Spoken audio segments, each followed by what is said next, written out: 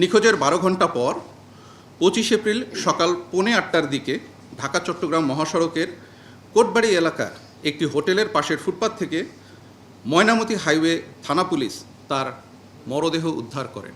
তার মুখমণ্ডল সহ শরীরের বিভিন্ন স্থানে আঘাতের চিহ্ন পরিলক্ষিত হয়। উক্ত ঘটনায় ভিকটিমের মা বাদী হয়ে অজ্ঞাতনামা আসামিদের বিরুদ্ধে কুমিল্লা জেলার সদর দক্ষিণ মডেল থানায় একটি হত্যা মামলা দায়ের করেন। ভিকটিম বুলেট বৈরাগী 41তম BCS-এর নন ক্যাডার হিসেবে কাস্টমস, এক্সারসাইজ ও ভ্যাট বিভাগে যোগদান করেন এবং কুমিল্লার বিবির বাজার স্থলবন্দর সহকারী রাজস্ব কর্মকর্তা হিসেবে কর্মরত ছিলেন। এই ঘটনাটি সারা দেশে ব্যাপক চাঞ্চল্যের সৃষ্টি করে এবং বিভিন্ন সামাজিক গণমাধ্যম, ইলেকট্রনিক ও প্রিন্ট মিডিয়ায় গুরুত্বের সাথে প্রচারিত হয়। উক্ত ঘটনার সাথে জড়িতদের আইনের আওতায় নিয়ে আসার জন্য র্যাব এর বিভিন্ন টিম নিয়ে সাথে সাথেই মাঠে নেমে যাই আমরা আমাদের কাজ করতে। এরই ধারাবাহিকতায় আমাদের গোয়েন্দা নজরদারি বৃদ্ধি করা হয়। তাদের মাধ্যমে আমরা তথ্য প্রযুক্তির সহায়তায় এবং আরও কিছু প্রাপ্ত গোপন সংবাদের ভিত্তিতে গত 26 এপ্রিল 2026 তারিখে র্যাব 11-র একটি আভিযানিক দল কুমিল্লা জেলার বিভিন্ন এলাকায় অভিযান পরিচালনা করে।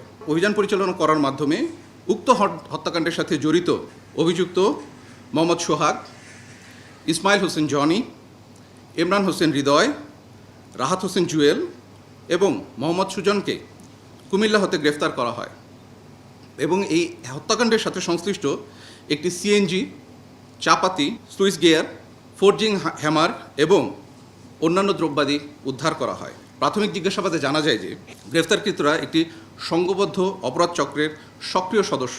অভিযুক্তরা কুমিল্লা শহরের দূর দূরান্ত থেকে আগত যাত্রীদের রাতের বেলা টার্গেট করে তাদের সিএনজি বা অটোতে তুলে ধারালো অস্ত্রের ভয় দেখিয়ে এবং আঘাত করে ছিনতাই, ডাকাতি সহ বিভিন্ন ধরনের অপরাধ সংগঠন করে আসছিল।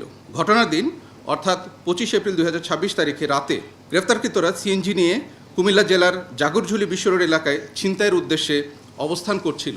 রাত আনুমানিক 3টার সময় ভিকটিম বুলেট বৈরাগী চট্টগ্রাম থেকে বুনিয়াদী প্রশিক্ষণ শেষ করে বাসযোগে কুমিল্লার জাগরঝুলি বিশ্ব রোডে পৌঁছায় এবং বাস থেকে নামলে গ্রেফতারকৃত জুয়েল ভিকটিমের গন্তব্যস্থল সম্পর্কে জানতে চায়।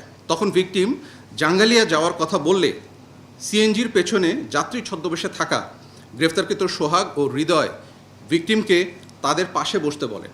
সিএনজিটি জাগরঝুলি হতে জাঙ্গালিয়ার উদ্দেশ্যে রওনা দেওয়ার পর গ্রেফতারকৃত সোহাগ ও হৃদয় মিলে ধারালো অস্ত্র দিয়ে ভিকটিমকে আঘাত করে ও ভয়ভীতি প্রদর্শন করতে থাকে। এ সময় গ্রেফতারকৃতদের সহিত ভিকটিমের ধস্তাধস্তিও হয়।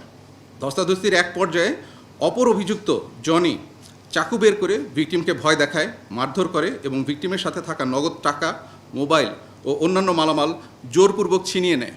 অতঃপর সিএনজিটি কোটবাড়ি বিশ্ব রোড অতিক্রম করলে অভিযুক্তগণ ভিকটিমকে ধাক্কা দিয়ে চলন্ত সিএনজি থেকে ফেলে দিয়ে দ্রুত ঘটনাস্থল থেকে পালিয়ে যায়।